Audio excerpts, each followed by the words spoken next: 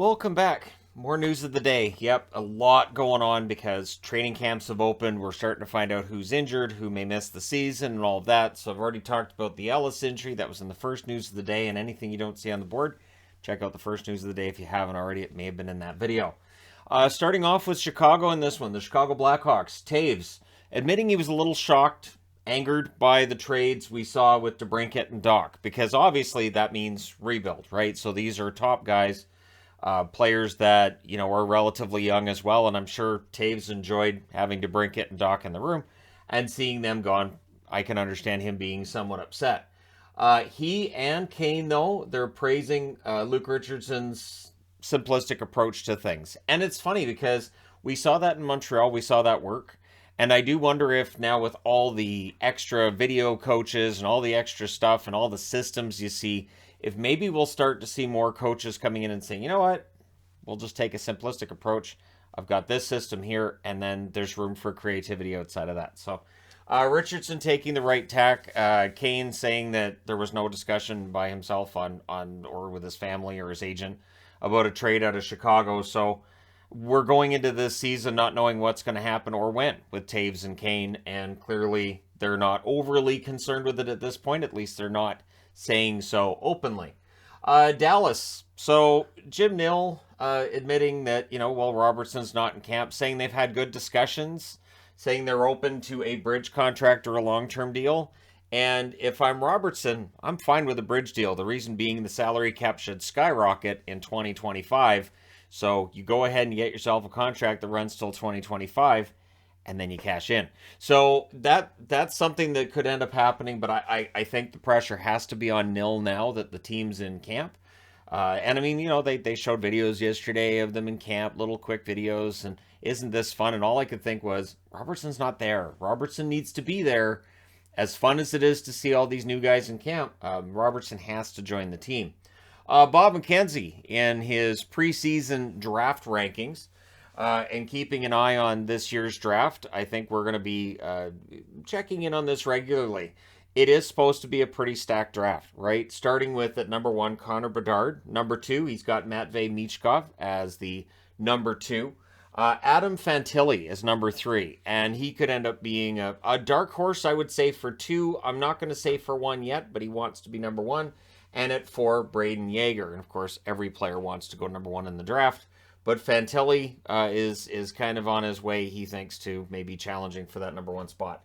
And again, Braden Yeager, number 4, player who's seen as one that could rise up as well. So we'll see whether or not this is your top 4 next June. But between now and then, it's going to be fun to watch how this draft class comes together, right? Injury news, Jake Muzzin is not going to participate at the start of camp for Toronto. He is expected to be back at some point during training camp. Back pain or back discomfort, as they're calling it. This is something that is a little bit unnerving only because they already don't have Sandin, who's an RFA. They already don't have Liljegren, who's out for a while. This is going to test that defensive depth for the Toronto Maple Leafs. In the event that Muzzin maybe isn't completely 100%, right? And so we'll see how his back holds up going through the preseason. Carl Hagelin, who of course have been dealing with an eye injury, now apparently is dealing with another injury. So, I wanted to mention with the Chicago news that was reported by Greg Boyson on Twitter. Tom Galletti for Washington stating that Hagelin's not participating today, and it's an injury they're going to be taking a look at that apparently is not related to the eye injury he suffered last season. So this is bad news, right? Hagelin, it looked like was going to be cleared and he was going to be good to play, and now there's some uncertainty.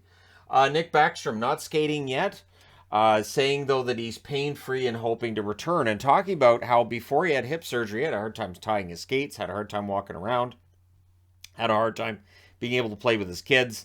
That this surgery has helped him, with his quality of life, but now it's a matter of can he come back and play, and he expects to play at some point this season, but not skating yet, obviously, and so the expectation is he's probably going to return around halfway through the season, but him being pain-free is great, and having that quality of life is great as well. Important to keep in mind with hockey players that, yeah, they make a lot of money, but after that money's gone, if they can't walk around and they can't do anything, the quality of that life is going to be severely limited. So, yeah, we'll see when Backstrom returns to the lineup. Anaheim. So the reason I'm wearing Ducks gear, John Gibson with quite the new mask. It's Top Gun themed. It's even got Maverick on the bottom of it there. The one thing is, it might look better if it was a Jets mask. Just throw that out there. Here you go, John Gibson to the Jets. But it's a nice mask, and it is a fun time of year to see what new masks goaltenders go with. But part of the fun for me is when a goaltender gets off to maybe a bit of a shaky start to the season and they go back to the old mask. We've seen that, or maybe during a game they have to switch masks for some reason and they can't wait to get that old mask back because goaltenders can be very superstitious. Not that hockey players can't be just in general, but goaltenders, it feels like there's a little extra superstition there. The Ducks have also unveiled, and this is something that I think we could see more of around the National Hockey League. They're going to have a 24/7 audio channel for the Ducks. So if you want to listen to anything Ducks related, it'll be on there. So it'll have live broadcasts, podcast content as well, and up-to-date team news. So I think that's a win for the Ducks. I do expect other teams to do the same. It is important to make sure that hockey is accessible to many. I saw people too saying, well, you know, it'd be nice if it was video. If it was video, I'm pretty sure there's extra licensing rates they'd have to be dealing with it being purely audio. It's probably a little bit easier for them. But yeah, so I'm looking forward to seeing other teams follow suit and do this kind of thing. I know that, radio, it feels like has really gone through a change. Sirius XM radio, I think, has really changed things in the radio world. And so, yeah, hockey teams are looking at how to find extra revenue streams, and that can absolutely work. If there was a 24/7 Canucks network when I was a teenager, I would have listened to that. That would have been great. And I will say, too, that if they play classic broadcasts, if they play like radio broadcasts of the Cup win, of times that they eliminated teams out of the playoffs, great games for the Ducks. I think it's a win for them. Vegas, news from them. There are a few players that will not be playing. We are not surprised to see Shea Weber will not be playing this year. Robin Lehner, we're not surprised by either. But Nolan Patrick, it is confirmed he will not play this season. So it was that three-way deal, the big three-way deal between Nashville, Philadelphia, and Vegas. And all teams seem to have just kind of come out as a wash, really. And I can look at that another time, but I saw that posted as well. So those players are going to miss the season. Laurent Brossoit is going to miss camp. The expectation is he should be back in November. That may very well be when he's back. So your tandem this year for Vegas to start the season, it looks like will be Logan Thompson and Aiden Hill. And this is part of the reason why, while people are really bullish on Vegas, I'm wondering how that's going to work, how their goaltending is going to go for them, and what moves might be made between now and then. Also, Nick Hague not at camp. He's a restricted free agent, so until he gets signed, he is not at training camp. That'd be a huge blow to their blue line as well if he's not with the team to start the season. So hopefully that gets resolved sooner rather than later. Also at Rangers camp this morning, the kid line is together. Kakko, Hedl, Lafreniere, all took that next step. It looked like in the playoffs they were a very good line, and so leaving them together makes some sense. And you got to give him some ice time too. So for Lafreniere to end up taking that next step offensively, for Kakko to really break through, well, you got to elevate those guys. So we'll see how many minutes that kid line gets for the Rangers. Again, it was very effective in the playoffs. I agree with having that line together. Also, as reported by Rob, the Hockey Guy, who I was unaware of when my channel became the Hockey Guy. Remember, the Hockey Guy name was just a placeholder. I went, I'm going to change the name. I'll just call it the Hockey Guy, and then I'll come back and I'll make it something else that's not so generic later.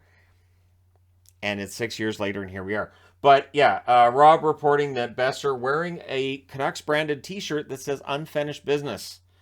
The good news is if the Canucks don't make the playoffs this year, they could just keep them for the following season as well. And hopefully that unfinished business, which is going to be making the playoffs, hopefully that happens for them this year. If it doesn't, there's a t-shirt you'll be able to snag for about $5 at the end of the season. The t-shirts they have that are branded like that, the Canucks store will usually have them on sale for like $5 at the end of the year to get rid of them. Like the Team Like That shirts from the comment by Drew Doughty. And those shirts were popular for a while, and then, yeah, they were $5 last time I saw. So yeah, unfinished business. And we'll see how the Canucks do with that business this year. So there you go. Let me know your thoughts in the comment section below as always. Don't be surprised if there's another news video before the day's done, because there is a lot going on right now. But at any rate, let me know your thoughts. Hit like and subscribe if you're browsing your way through, you just happened upon this video. Thank you guys so much for watching, for all your support. I will talk to you again soon.